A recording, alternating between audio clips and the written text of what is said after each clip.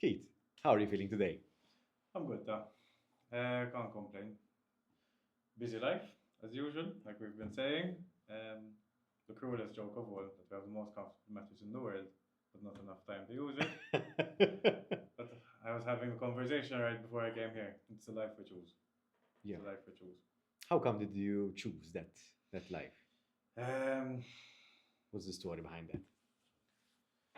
there's a circle behind it. So I'm a person driven by purpose, and I originally believed I'd get purpose mainly out of academia. So I was studying, doing my PhD, studied chemistry, biology, then masters and PhD.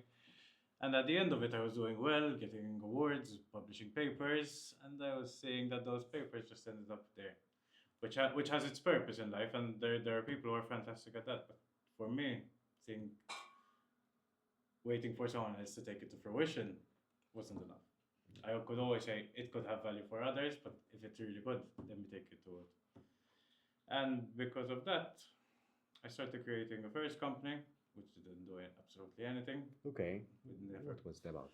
underwater communication devices. Underwater communication devices for scuba diving or For so? scuba Okay. diving. So basically, a smartwatch for underwater that used to communicate between the partners automatically to track them, to create a GPS for underwater for the school diver and things like Okay, that tends to be quite. Okay, why didn't take off? that. We couldn't get the funding. Okay, because I think it's a very Very valuable device to have, Yeah. especially when you exceed certain depths. And the idea was, I'm giving away some IP, but Yeah. I'm not gonna do it now. The idea was it would also have the heart monitor tracker, so if there's a change in the heart rate, it automatically tracks and sends a beacon to the top, and that sends emergency services. Yes. That was the idea behind And it. even the oxygen levels in the bloodstream, because it can. At the time, the sensors weren't that great, and underwater, that would be a bit of a problem to sensor more.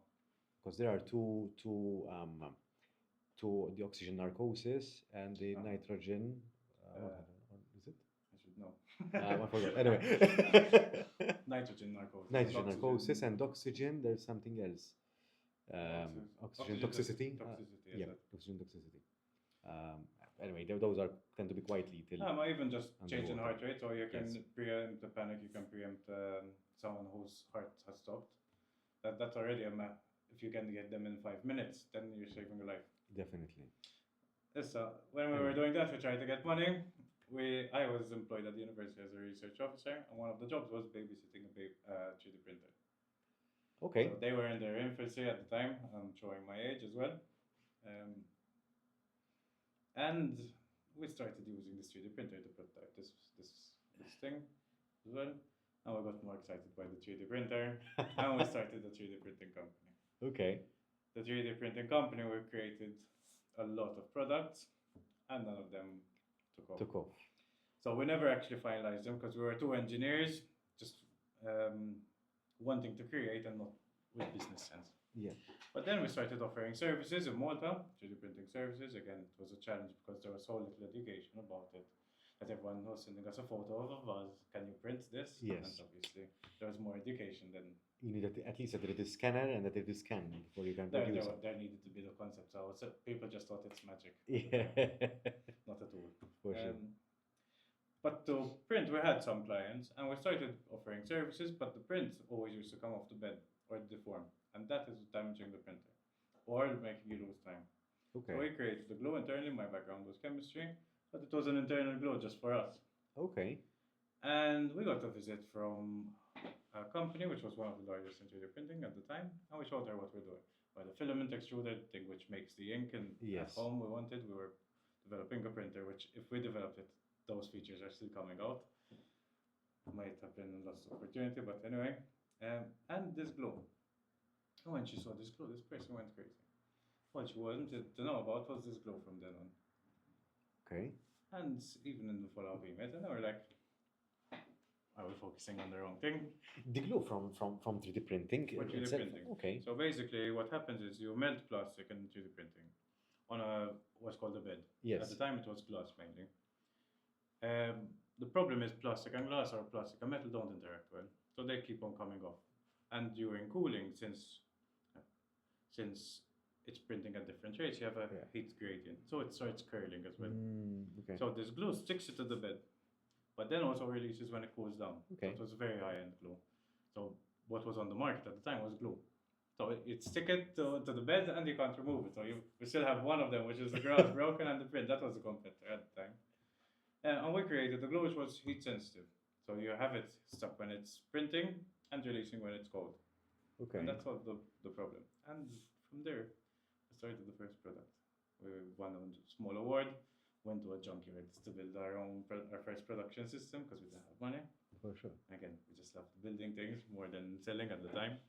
And we launched the first product in a fair at 1 by 1 meter stand, and big boys coming to speak to us. Okay. Then nothing happened for a year or two. They speak to you, but they don't give you the money you need. Yes. We were looking for investors at that point in time. No. So we did it much organically. So we always, since we're one of our broke students, and two, we're always capital intensive in the beginning because we need machinery, we need testing, we need lab space, we need stuff like that. But we were always lucky that we were on the innovation side. Motor pushes innovation. We won a couple of awards here and there, which had some financial backing, and also we got some government support in terms of grants. Okay. That's how we always. And instead of going for big things, we always went small, and then when it's improving, we went on to investments and larger grants. Mm-hmm. It's quite tough for a startup to take off. It is. So they say 1 in 10 works, and then they say 1 in 100 works in hardware, and 1 in 1,000 works in chemicals. So 99.99%. What would it take for it to work, though? Time, persistence, flexibility, originality, and I think if you keep those going, eventually it will work. Okay. Because they say luck happens, but you make your luck by being around enough times that the one thing goes right. Yes. The one thing that goes right is what everyone will remember. Yeah. Those 99,000 million, whatever, yes, that have failed. For sure. And that has led to... Then eventually we developed that product range into 8 glues. They became market leaders, sold in 50 countries now, 250 resellers, all the big brands. So even one of the largest chemical companies in the world commissioned us to produce a glue for them, BASF, 70 billion revenue. That was one of the pat on the back shop moments. Okay. Owen Corning, the largest glass producer, made us commissioned us as well. But then we started seeing that we have a big skill set and the R&D is slowing down. We created another machine as well, again used by the big boys. I think Ford is public that they use it. They had a press release that they use it. So, okay. I have really big ones which I can't say. So for sure. Massive militaries and nuclear research centers use them, but okay, not public. I can't say the names. Definitely. I can say that much. But again, we had that skill set and we said, what can we do next and what can we do bigger? And we started thinking, and I remember there was a side project when I was doing my PhD, which was on oxytic foam. And we said, okay, let's approach university. We approached university because it's in its infancy. There was one graph with one picture. Okay. But there was a concept, there was an idea. And we said, okay, let's take this and let's develop it. We had a good agreement with them. We took over around 5 years ago and started going to different conferences around the world. And that was a journey in itself. How so? So from the first one, actually, we got the product when we launched the glue. We had it almost there. We had a lot of issues, but we had products where we developed and spent a lot of money and overdeveloped it and almost bankrupted the company, to be honest. So from this we learned, go early, go cheap, and ask people what's wrong. So we did product validation. And the first year was basically product validation. We went to conferences, we had a spec sheet of what we assumed the properties would be, and the foam, so it had similar properties, but not the production method we were going to use. Okay. And we told them, would this be of value? And we went to big companies, and the response was amazing. And then, because of that, we started going, okay, let's get some money. Let's start validating. We build something, validate again, send the samples out, validate, even if it's rubbish. Let people tell us it's rubbish, not us. Yes, because you're always criticizing your work You're never done otherwise. Yes. That's an yes. engineer's fault always. So one where we're trained from, I don't know if it's a Malta thing or not, but I see it very, very prominent here. We hate showing our failures here. And because of that, we try to get everything perfect before we From the present get-go. it to anyone. The reality is, what's worse they can tell you, I don't like it. When they tell you I don't like it, that means you know what they actually want. Yes. Because you just have to fix that problem. Yeah. It becomes easier. Easier. That's our whole strategy. So there's a really good book, The Lean Startup, and it's Okay. if I had this in the beginning, I would have saved years of my life. But basically, the main thing is ask, Okay. fail, and fail fast. And that has been, it seems that has been your trajectory. fail, recover. And so now because of that, then we raised investment, went again, and we did the same thing twice. So the first time we went to the market, they pushed us towards body protection and Okay. sportswear. And we still have a lot of interest in that. So some of the biggest players globally, again, can't say names, but Definitely. in the top 5 Okay. ranking. We had a lot on automotive as well. But then we went into this society called Europe. It manages 90% of foam production in Europe, Turkey, and extended Europe. And at the time, my understanding was it was for quite large players. I think the next smallest was 50 million revenue. We didn't have a product. So, but we managed to get onto stage, 5-minute talk, and we had the CEOs of these billion revenue companies going to speak to us. Okay. So you were pitching still. It was a presentation because we were accepted into the society. Okay. Okay. And they pushed us directly into beds. They told us the money's in beds. For us, the technology is a lot harder just because of the volume size. So we're going with body protection. We're happy to go there. It's more. But even from a technical point of view, even though the foam is more technical, the production is easier. Okay, because of Because the of volume. size, yes, and volume and okay. But then we said, okay, we started with going down a licensing route. Market was great at the time, post-COVID. Everyone bought beds, so everyone was lushing money. And then everyone realized it was just COVID boom and people going under. Then wars came out, then financial crises, then shipping problems, and the market has crashed. Not crashed, but struggled. And that pushed us to launching our own Huggah brand. Okay. We had all to pilot, so to pilot the product, to license the product, people don't like taking the risk. So you have to give them as much of the end product as possible. Okay. And once we had we had all the research equipment to do the pilots. No one wanted to take that risk anyway. We said, let's go for it. Then we set out a mission to change 1 million lives. So your target right now is to Change 1 million lives. Okay. By One mattress at a time. You want to You're throwing that slogan out there. So and obviously you're quantifying that through the sales that you're Through doing. the sales, through the sales, through the feedback. Through the feedback, yeah. So we make sure that, again, I won't say 100%, but the great majority will improve. Yeah. We do that, so even after it's not just send you a product and you're gone to us. After we know you're sleeping on it 14 days consistently, we'll be in touch, 30 days, 60 days, make sure that we are giving the benefits we actually claim. What are your intentions on scaling up to 1 million people?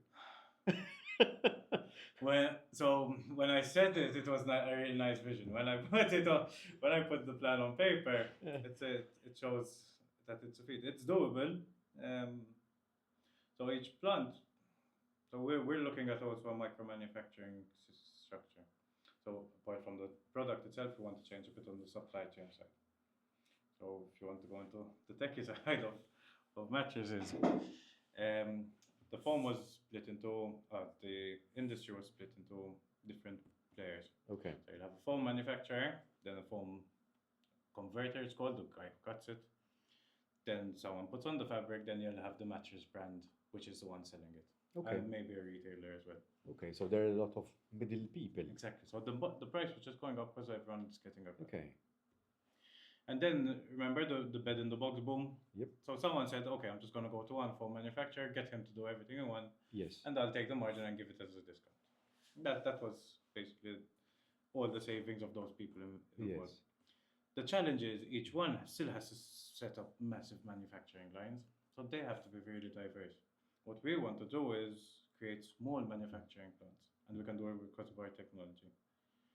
Um, Close to the produce, close to the clients. For the client. One, we're saving on shipping costs, but we're Mhm. saving a lot on the fuel and producing and supporting those communities as well. Okay. And that again gives us a new dynamic. Okay. So you have what you've managed to do, from what I'm understanding, is a mattress can take a lot of space. So instead of needing a large manufacturing plant, you Exactly. reduced your work space, let's say, to as little footprint as possible, so that Exactly. you can produce. So you can have different Smaller plants. satellites. Instead of spending 20 million to 50 million on a plant, you can do it in a million. Okay, which is Significant. significant And you're saving massive amounts of fuel to ship because you're shipping for air sure. usually. For sure. So we can do that because of the technology again. So maybe we go back, take a step back, and what the technology actually is. Um, Again, so it's developed from a foam. There's this special foam called auxetic foam. Okay. Luckily, the team in Malta is one of the top teams in the world, Okay. globally. So I think three of them are in the top 5 or top 10. So it's an amazing team. So basically, it's this weird material that when you stretch it, it actually gets fatter. When you compress it, it gets narrower. Okay. So imagine a rubber band, it always gets thinner. The exact opposite. Most materials don't do this. This foam does this. It was created since the 1987, I think. Okay. And the world of academia took over like a boom. The whole field was started from this. But no one ever managed to produce it. Because it was really complex to produce and really expensive and technical limitations. And we found out how to do it cheaply and at scale. Okay. Now, the benefit to a user is because it's densifying, it starts off soft. But you can imagine, as I'm pressing a material, if it's always moving under me, I always have more material. Yes. So then it's automatically getting harder. Yeah. What do you want in a mattress? I want that comfort in the beginning, but then I want support. Yes. I want my back straight, but I want to be cuddled. Okay. And that's where the name Huggah comes from. Okay. Because it feels like you're being hugged. You sink in a bit, and then it's going to squeeze you. All right. Squeeze you. Yes. Yes. It's still a foam. So what I'm getting, the benefit of it is that you can have different users in the same using the same mattress, but it Exactly. benefits both them because of their body Exactly. composition and how Exactly. they rest on the bed as well. The way we try to explain it is if you're 40 kilos, you get a resistance of 40 kilos. If you're Yeah. 140 kilos, you get a resistance of 140. Right now, you can't do that. Right now, you go to a mattress shop, you pick a hard, a soft, a medium. Yeah. Someone's happy, someone isn't. Yes. That's the reality. Yes. I'm not going to say who's usually happy. The only time there's a clear winner is when there's back pain involved. You have to be cruel. Yes. Someone's not Yes. your back. Yes. And just think a little bit, Keith. Where is the purpose in all of this, in all of what you've done? As you mentioned, start off with I wanted purpose. I wanted to move away from. What's the purpose of this? So there's a lot of it. So we're trying to help people with pain. So that's probably one of the most significant or immediate areas. So I have G-slip discs and the sciatic nerve injury. So there's that pain. My mom also had severe back injuries when I was a kid, so barely could pick me up when I was a kid. So it became a mission when that was happening. And we're seeing massive feedback from people who have back pain, people who have fibromyalgia, saying that I haven't slept in years, now I can sleep. And that in its own is enough of a mission. Yes. But we're also seeing a world where everyone's constantly stressed. And we started this conversation with, how are you today? Good, but I wish I slept more. And that's the reality. I want to give people the energy they need for their days to make their lives better. Ideally, you get the 8 hours. No questions asked. I'm not saying that. But the little you get, make sure it's good. Good. And hoping with that, we change some lives for the better. Also, we have an internal joke where we hope we save marriages because now 2 people sleep happily as well. well, that's true as well, because I mean everyone has a has a style and a preference, I would say. To 100%. so, 100%. and if you sleep better, your mood is better as well. For And sure, so I for take it sure. from a psychological point of view. Your mood is better, you perform better. So sleep does have a positive impact For sure. in our lives as well. You recover better. So we even have people checking in there with their sports watches. We had the conversation before. Whoop. So I think it's a limited amount. So serendipitously, we found three of our users which had their whoops before. So we had their fast data and we have their Okay. present data. And there's 20% recovery in all of them. So they were in the 60 range recovering, they're in the 80 range recovering. It's a tough bracket to hit from my little experience so far. Time to get your house out. Yes. It's been on my Nudge, mind. nudge. Well, going back to the business side, it's very difficult as well to take off because you'd have the idea, to have the concept, you'd Yeah. have the technology and the team as well. So the technology takes time. Yeah. This took time, but yeah. But you have it as well. No, we have. But No, now we to have. scale it's a different challenge to get investors because um, you need to sell. You need economics of scale at the end of the day.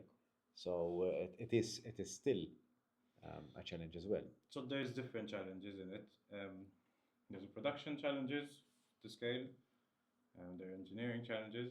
There's the challenge of the messaging, which is probably the biggest challenge we face. Messaging in one sense. So how do you communicate this to the public? Okay. So everyone claims the same thing, that I have the best mattress in the world. Yes, and you start off with that as well. But I do. Humbly, I do. That's the reality. We're backing it with science, but people don't want to hear science Yeah. as communication. How do you break through that noise? Eventually, it will come, and people will trust each other. But that's a long process, like you're saying. I don't have the benefit of time. Yes. So then it becomes again a cost issue to be able to To maintain it until create then. and the marketing for it to create that education and those touch points. That's probably the biggest challenge. How do you?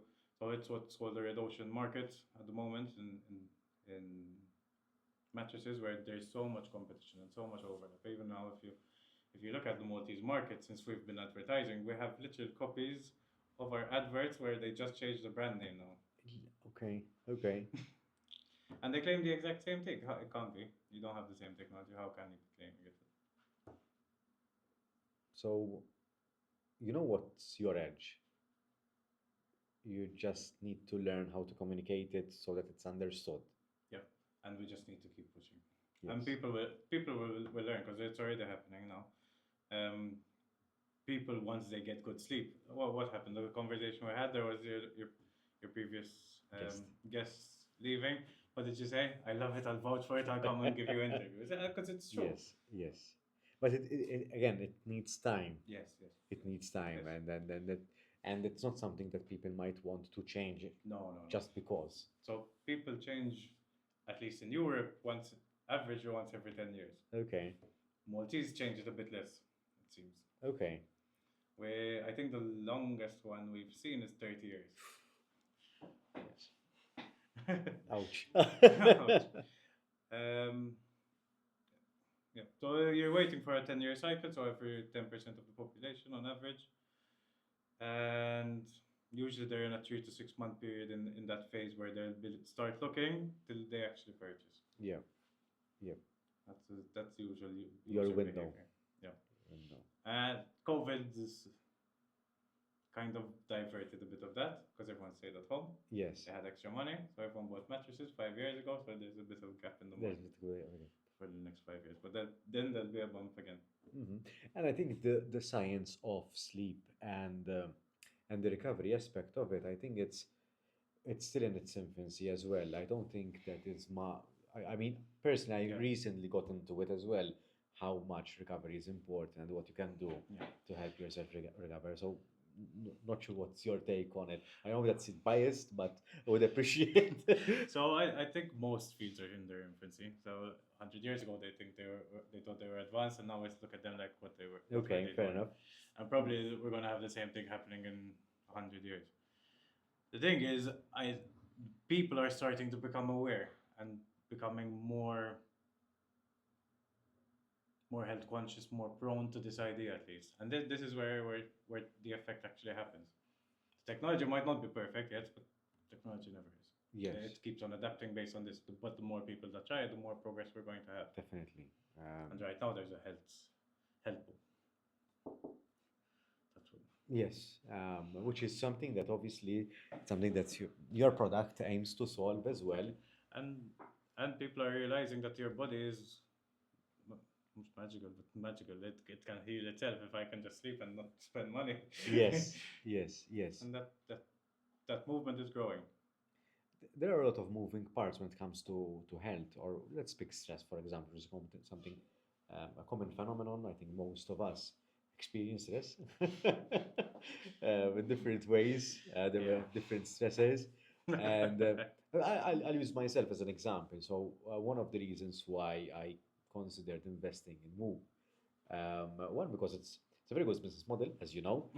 It's a subscription model, Cool. which has its benefit and benefits and pros and cons basically.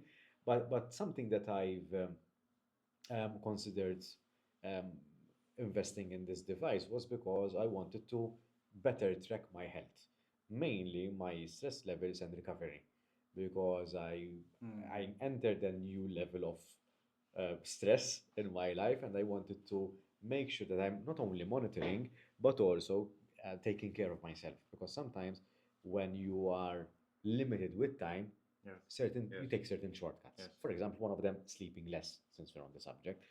Guilty as charged, so not behind my finger here.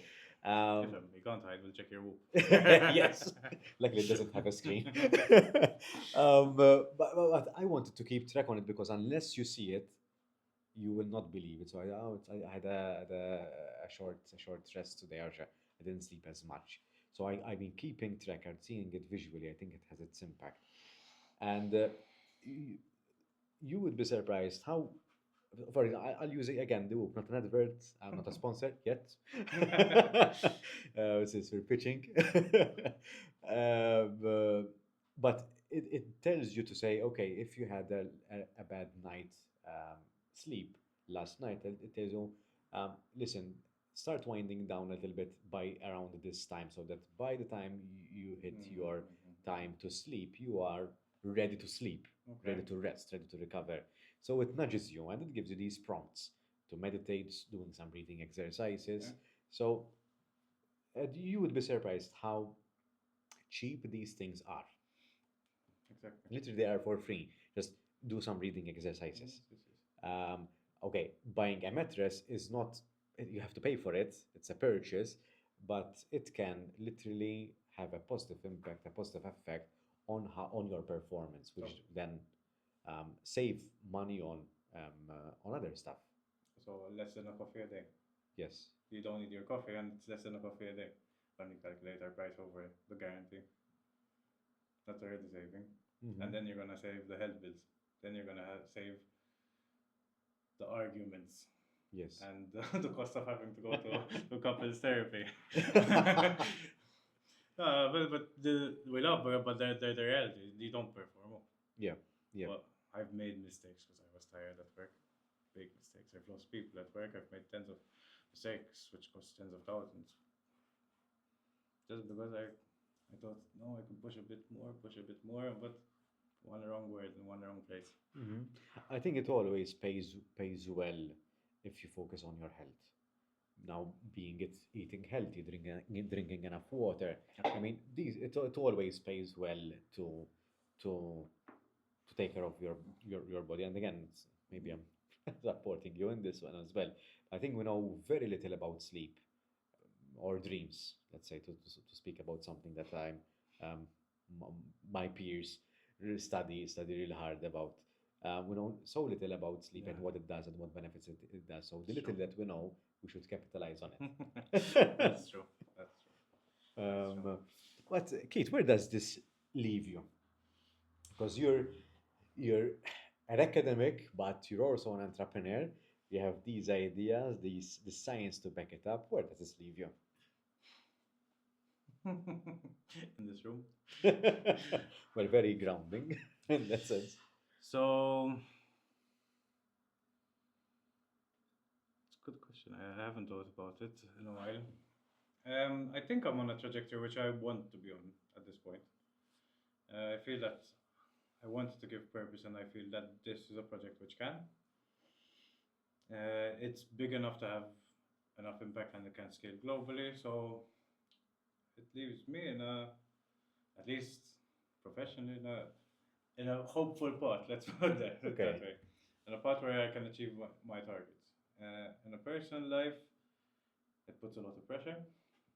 Again, my health is what suffers, and unfortunately, the people around us are who suffer more than us, probably. Because we're driven and we're going to forget that it's 10 p.m. and Yes.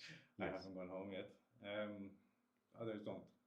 Others are unfortunately waiting for us and supporting us because they love us. It took me a month to meet my mom. My partner just keeps waiting at home. They keep supporting, but and you know that they say, "Don't worry, do it. You have to do whatever you need to do." But they're doing it out of their sacrifices. Hmm. So Also there, I feel like I need to grow or improve. feel sort of like obliged to some extent to deliver as well. Um, there is some, but I don't feel it as pressure. I feel I have support rather than pressure. Mm. I feel that the belief is there. The belief can become pressure, but it's not give me more kind of support. No, obliged to perform and deliver in the sense that these people have trusted me, supported me along the way So much, yes. so much that the only way I can inverted commas repay them Is is by actually by delivering achieving it. what I've set out to achieve. There was a time where that pressure is really dangerous. I had that pressure on me at some point, and that can become very overwhelming very quickly. Mm. Luckily, again, trying to keep the healthy side of it. Yes, So I think there's a bit of a balance. myth in all of this. I mean, to be really successful in something, there are some things that you need to trade off. And I don't think we focus and we speak a lot about trade-offs or the trade-offs that we do. Yep. I think personally, we can have a conversation around it as well. Um, as long as you're comfortable with the trade-off, as hard as it sounds, spending less time with the people that you love, that is a trade-off. That is a massive trade-off, and that's the biggest one. It's it doesn't mean that you're okay with, but it's still a trade-off. So it's something, it's a choice that you're doing. Sometimes you're okay with it at that point, and you then regret it after as well. So there's a danger in it. So I have missed events. I have missed very important things in my life. Would have been very important things in my Yes. life because I said, no, I'm traveling or I'm going to a meeting. And some of them I do regret. Not something to say on camera, but Yes. some of them were quite harsh. But at the time, they seemed like the right decision. And it might have been. No. Doubt it. But there are some things you can't take back. Yes, yes, yes. I'm thinking about how I feel about this as well. So as we're having this conversation, because it's not every day that you meet someone in the same position as well in the trade-offs that you're doing. It might sound easy as well. It's an easy decision, but it's always at the back, haunting you along the way. Like I'm saying, like you're so driven at that point. Sometimes it's easy to take at that point, or you don't even realize you're taking that decision at that point. And then when it's past and you can't get it back, then maybe you would have taken it for granted Yes. before, and then realize, oh. It is a vicious cycle. I mean, the more you do something, the more you keep at it. What's it called? Sunken investment theory. Not too sure about that. You put in so much, you can't let it go now. Yes. So if I arrive this far, I need to keep on going, and Yeah, that's and the busier you get, the busier you become. It seems so. It's always this running around. It's the treadmill analogy. there's two sides of it. There's a societal thing as well, where we grew up in a society, or at least I believe it, where being busy was also glorified. Yes, yes. And now there's also then, if it's glorified, it's ingrained in me. Even though now I know if I'm good at something, I There is a whole shouldn't be. movement dedicated to it, the hustle and the Ah. grind movement, right? Yeah, but the reality is you shouldn't be constantly busy because you can't do your work if you're constantly Yeah. busy. Yeah. But then it also brings up a guilt feeling because it's so ingrained in us. Sometimes, once I get to relax, should I be working? Yes, yes, Should I yes, be yes, working? yes. I need to do something. Okay, she went to the bathroom. Let me use my phone. It's gone. It becomes it's a form of a trap also as well. It is. No, like we said, now the whole movement is changing. So I went through a very dark time with this company. I almost ended up closing it because things were getting really tough. Went through this grind cycle. I can tough it through. More 90s mentality than now, Yes. to be honest. But we won an award, which was pitch black. And one of the awards was a business health retreat, something like that. Okay. The name was Founders Taboo, because at the time no one spoke about mental health for founders. Okay. And it was just a 3-day retreat, and I was going to cancel it. So this was everything paid for, and we won it, paid for by the organizer themselves, Yes. like 5K retreat in the middle of the Alps. And I wasn't gonna go, because I was too busy. But because it was work, I justified it. All right, it's work. Okay, it's work. And it just changed me. I was so burnt out. I was ready to close everything. How did it feel for you at that point in time? It was nothing tangible. Basically, I'm telling you, 3 days, but people cared for The you. burnout feeling. Let's start from there. So I had gotten used to being burnt out, and people used to tell me, "Watch out, you're gonna be burnt out." I told them, "I'm not burnt out. I'm incinerated, so it's okay." Okay. I even got hospitalized before like a deep collapsed. Well, okay. I had that mentality, I can keep going, but then you make. From that time, I've tried. I'm trying. I'm So, learning okay. how to battle that mindset. Yes. I try to push it onto others, and I realize how hard it is for people to hear that now as well. To hear what? Take your time. You Okay. can't perform unless you take care of yourself. Mm. I haven't managed to pass it on to many people. I've tried, but again, it's ingrained in us. Zoom, zoom, zoom, zoom, zoom. We have to be working, grinding to be actually doing something. The reality is, sleeping also gives you the ideas. You get your ideas when you're not actually focused on it. So Poincaré, a mathematician, used to sleep every 4 hours, something like that, just to get those. Hello. Was using the Pomodoro technique also. Just to rest. He's psycho, or he was lazy. Maybe. But a lot of creativity. There is a lot of resting and the doing the sort of like there is a lot of creative notions associating with the fact of being bored. So sometimes we need to be bored. We need that space to just think about nothing. It will come to us. Think about nothing, yes, but I don't know if it's bored, for me at least. It's when I'm doing something which isn't too demanding and I'm not thinking about the problem. Okay. So if I'm bored, then I'm bored and I end up scrolling. Okay. Or because it's easy though. But I don't get ideas because my brain is still occupied with something, which is taking a lot of capacity. Yes. The screen takes a lot. I do resonate with that. So what I do is that, so as I've shared a bit of camera as well, I do a little bit of that, I do a bit of that. So, but that helps me. So changing the activity of what I'm doing, it puts me in a different zone, a different persona that I need to wear a different hat, so to speak. That it gives rest to the previous activity.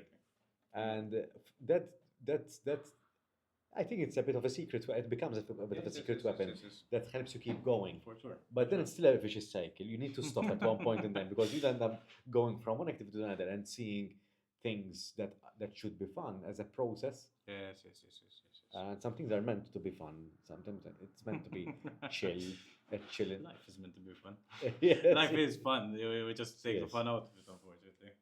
Well, it depends because if you like creating stuff, you do enjoy Exactly, but there's a point where it stops being. Yes. That's exactly the point. So if you do it within limits, Yes. everything is fine. it. Yes. Not everything. Fair enough. But I love work, and I wouldn't do 15-hour days unless I love it. So When would it stop being fun? so there was that point when that pressure built up that I have to perform. There are points again. These are personal points, but fair enough. I mean, feel free for what you want to share. So there was a point where it stopped being fun. For example, obviously when things are hitting the fan, Yes. that it can be less fun. Depends on how you take it. But there's a point when things are hitting the fan where I got so into it before this burnout. I identified myself with the company. So all the company's problems were me. Every failure was my failure. Okay. It's true they're my responsibility, but I am not the failure because someone didn't buy my product. Yes. You know what I mean? And that took away a lot of fun. HR pressures, kind of preaching to the choir, but that's a painful one. There were points where on the first company we overestimated growth and we had to downsize. That was not a nice process. Not many, it seems. Well, for me, because as you're describing, I'm also thinking and reflecting about myself as well. Well, for me, when something feels like it's caging me as well, because there Exactly. True. in entrepreneurship and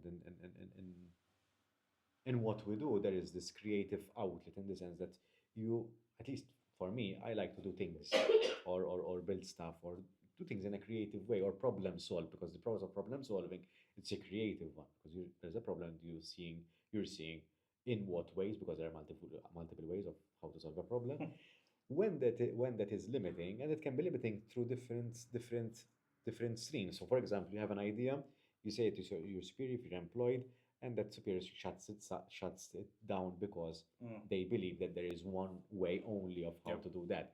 And it can work, but sometimes it pays well to try different things to see what works better, what might not. And there is that troubleshooting Yep. exercise. So for me, when I'm not allowed to do that, to free associate, Yep. to use a psychological term a little bit, or to think creatively, for me that kills the fun out of it. That's For me, true. that's caging That's for true. me. So as long as I'm free to think and to come up with ideas, and this reflects in my business model as well. Yeah. So at Endeavor, I don't have off-the-shelf products, even though I've been mentored to have off-the-shelf products, because it works. Yes. I don't have off-the-shelf products, so what I do is that when I have a new client, have a meeting or a couple of meetings, I diagnose the problem at the place of work, and then we provide a solution, but it's not a full solution. We provide something Okay. small, and then we assess and evaluate. It's a very scientific, Validating. yes. So Same it's a process. very scientific way of how to troubleshoot and problem solve, Check. and that's what I enjoy the most. However, the caveat to that is that the client has to be willing to go 100%. to that journey with you, because it's not an easy No, it's solution. not It's a easy, yes. collaborative solution. So although that can be my edge, it can also be my downfall as well. And in the sense downfall, in the sense that it's not something that may be Fair point. pleasant, easy to do. Yes. Um, Can imagine. Can imagine that find out process is a painful process for some It is. people and some situations. it is. I think it's good to pursue business at a point in time because it teaches you a lot about yourself, Yes. who you are, who you want to be, what you're good at, what you're not good at. And even understanding society as well. When you sell to people, Yes. some things you see are In your case, you're targeting the wider market as well. yes. Um, Product is something special. What would be the journey to productilize something? Because that's something that I've recently trying to do as well, is to productilize, in my case, a service. In Mm. your case, it's a tangible product, which puts you on a different trajectory than mine. So I think you can look at everything as a product, to be fair. So I was preparing a presentation right before I came here. So part of it was about validation, what we were discussing before.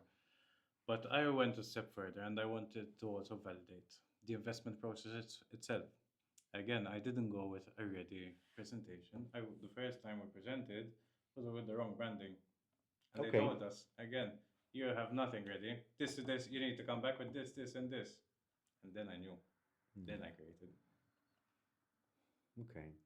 That's a product to me because my pitch was the product. They Okay. told me what's wrong with my pitch. Then I had the right product. Then I got the investment. Okay. That's all. Everything is the same. Um, asking a girl out, she can tell you, no. Yes. Hopefully, hopefully, that might go in a bad direction, but Well, it's a yeah, 50% chance that's it. always. So it's But yeah, my point is, she might tell you why no, and then you can yes. fix that why no. But they probably the worst example ever, but I haven't. I've been with my partner over 10 years, so I don't know what it's like anymore. Good for you. Good for you. um, well, but everything's like that. Idea, test, improve, test, improve. From what I'm hearing, Keith, is that feedback is really important. And I think that's something that, again, maybe it's cultural. We don't really speak about feedback as well. We're very quick to give I feedback, love but feedback. very hard for us to receive feedback, but not from a societal point of view, but from perhaps a human point of view. And I'm speaking about this because we do provide, um, we do tackle giving and receiving feedback both on a workshop level and even during one-to-ones in our coaching sessions. Is that um, to sift through the feedback, it tends to be quite hard because let's say, let's use the mattress as an example. Um, I don't like that your foam is blue. I prefer it to be green, for example. That's something that you can fix perhaps, but not. Um, but people might say that I don't like that you have. No, that's true. It That's takes true. a lot of time to manufacture. I like it to be faster, for example.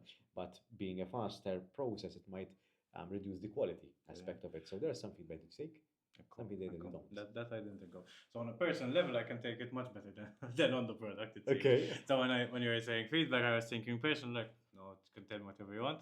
That's how I build. The conversation we had before.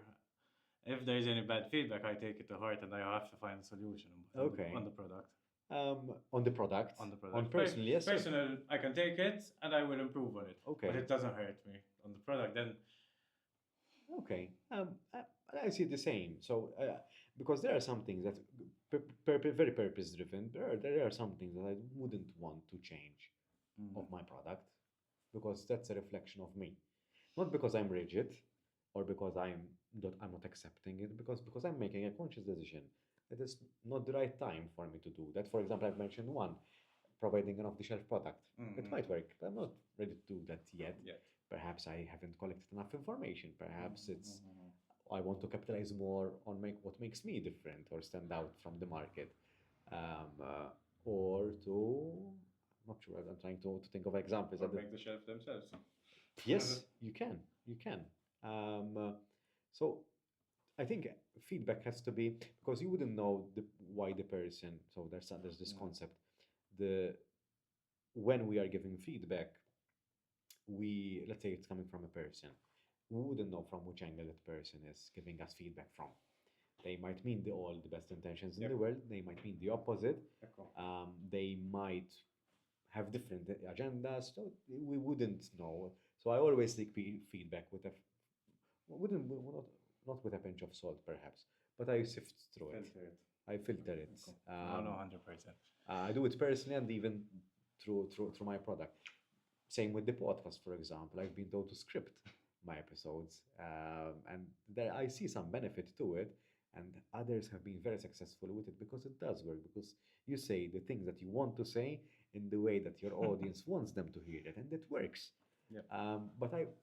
The reason why I started the podcast is, as I shared with you before, is to have such conversations, and to have such conversations, it needs to be unscripted.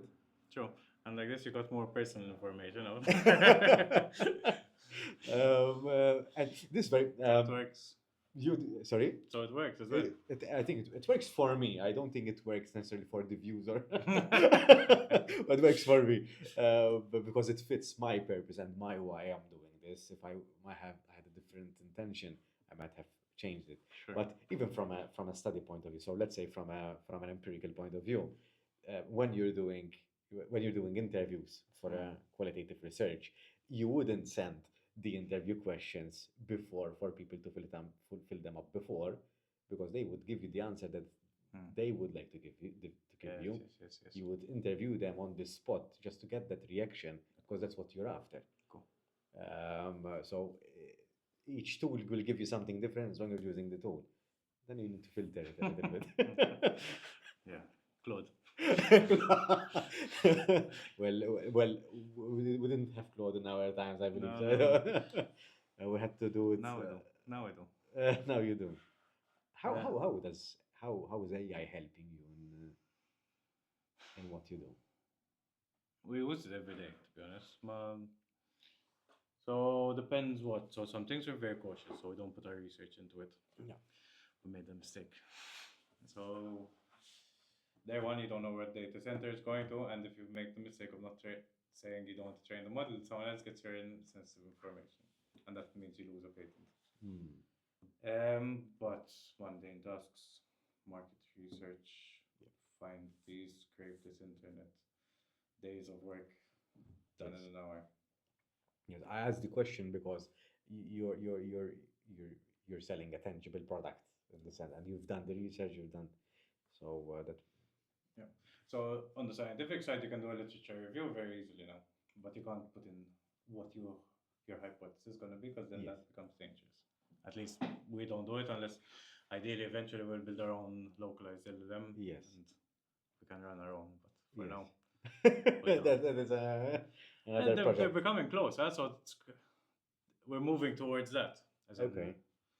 But then, like for example, when we go to a fair, because you have limited time there, and so you have so many things to do. We used to go through, or we still do, through all the attendees and see who, at least the exhibitors, and if we can get the attendees, we'll try contact them before. Okay. That used to take, if it's 10,000 visitors.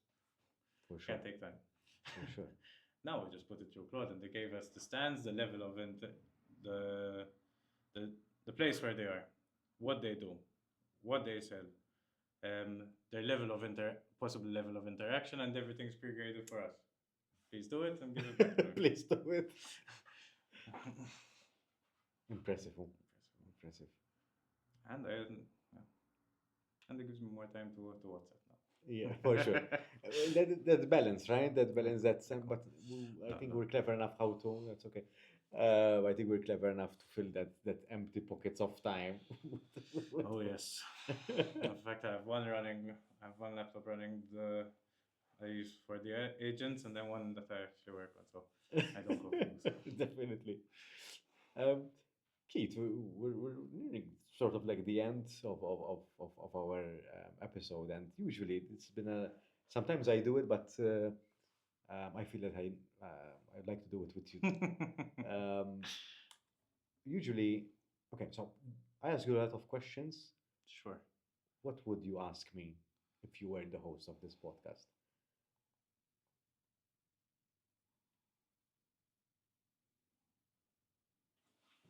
I flipped the script.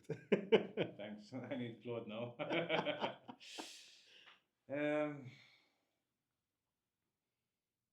I think it's a bit of a challenge, because I asked you before, why? Why do you do this? That would be. I think why people do things is one of the main things, how to understand the drive behind the person. Yep. I'll answer it in a different way. So that's a bit entertaining for you as well. Okay, so I'll give some context so that I answer the question. So the context is that because I've mentioned it slightly during this episode. So I've been podcasting for 3.5 years. Locally, I would say I think I was one of the very first people that started podcasting and sort of like hopped on the train, because it's 3.5 years ago. I think podcasts really picked up in Malta, I would say in the past 2 years or so. So I was the very first, but that's not the point. But I kept going. So as I said, I publish 2 episodes every month, with very little sponsorships so far. So I just do it just for the love of it. And for just to give a little bit more context as well, to shoot the episode, edit it, I do everything myself so far. So I shoot, I edit, I schedule the marketing content of it, and it does take a couple of hours of my time every month to. I think I've mentioned this too when Yes, we yes, met, no. or when we met online. I think every episode takes around, give or take, 5 hours, which is not as much, It's a lot of time. but that's a lot of time. I think I would be I know how what I need to do in those 5 hours, let's say. So it's a lot of time, but it's not, at least for me right now, justifiable to outsource it. So I ask myself, why do I keep going? And I always go back to my why I started podcasting in the first place, which is to meet with new people and expand my network, both from a business point of view, but also from a personal point of view. There is always something that I learn from each and every episode. So I enjoy having that conversation with individuals, because I think it's I like to think of it as a mutual way. So we both learn something Yep. during the conversation, because we're both expanding our network and then our understanding of one of the other person. And I think um, there is that magic that when I mean we have met only 2 times, one Yeah. online and one in person, but we don't know each other No. well and truly. But there is that sort of like magic that happens around the table, that when we sit down for 1 hour with one individual, you like get to know them really well. Sure. It's either because you have a mic or and the camera, but it feels it creates this intimacy with the person. You get that rapport, and I enjoy that. And also, I think when we meet people, we don't actually ask these deep questions anymore. We don't have time, We don't have time, and I think we're scared to. for sure. People don't want to open up, maybe. Yep. Yep. I mean, vulnerability takes courage, Yeah. and it takes even more courage to do it behind the mic and the camera. So I cannot sign the release form now. okay, I can give you an NDA afterwards, but it will be public. So I hopefully answered the question, but Yes, from a very. different point of view. Very good. Keith, I'm going to summon the fishbone. As I said, I'm going to ask you to select one, read it out loud, and answer it like a rapid fire question. Blank.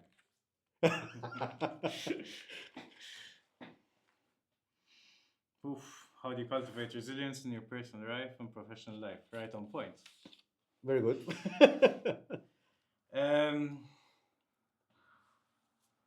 Work in progress, for sure. I still keep that just do it attitude at the back of my head, but now I try to do it with a bit of caution. Gym, definitely. I feel a massive, massive difference. As in I'm not exactly fit, but it keeps me mentally sane going. And I feel within a week, if I miss, I feel it hit me. Personal life, I am trying. If anyone who I know is watching, I am trying. Disclaimer. Disclaiming. Disclaimer, yes. I'm trying to give more time. I'm trying to put my phone away more. Trying to give attention. It's not always the best. I agree. Professional life, I think that detachment is important.